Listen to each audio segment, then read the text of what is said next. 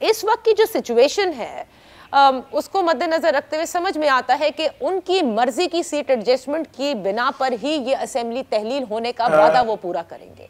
बताएंगे आपको कि कितनी सीट्स हैं जिस पे एडजस्टमेंट है? देखिए, उनकी जो डिमांड आई है वो तो टीवी पे आ गई है, वो तो मुझे बताने की जरूरत ही नहीं है कि 25 जो है वो प्रोविंशियल उन्होंने मांगी और 20 उन्होंने नेशनल। लेकिन उसके साथ एक पॉजिटिव बात भी आई है, ये भी उन्होंने कहा है कि इस चीज के भी बड़े ब्राइट चांसेस हैं ताकि ये बीच में मिसअंडरस्टैंडिंग्स जो है ये खत्म हो जाए। मे बी हम बैट के निशान पे इलेक्शन लड़ लें। अगर वो बैट के निशान पे इंस्टेड ऑफ जो उनका प्रीवियस निशान है साइकिल, अगर वो साइकिल के बजाय बैट के निशान पे इलेक्शन लड़ लेते हैं तो मेरा ख्याल है 70% बातें तो यूं ही खत्म हो जाएंगी।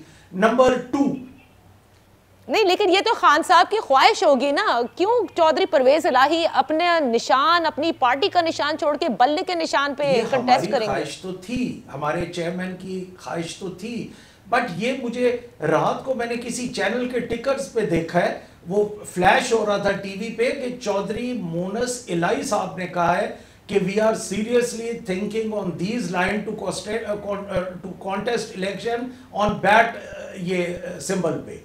ये उनकी तरफ से मैं बात कर रहा हूं। और अगली बात ये है कि डिमांड उनकी है 25 एंड 20, बट आपको भी पता है कि इस पे 2-4 मीटिंग्स और होंगी, निगोशिएट होगा और डिमांड के मुताबिक तो बात कभी भी नहीं हुई।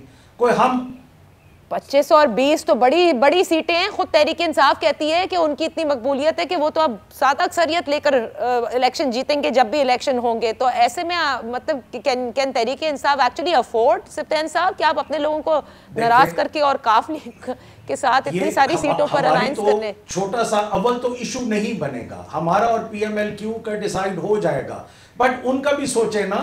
नून लीग वालों से पीपल्स पार्टी भी मांगेंगी, मौलाना फजल रहमान भी पंजाब में मांगेंगे, राय हक पार्टी वाले भी मांगेंगे, वो कहां जाएंगे?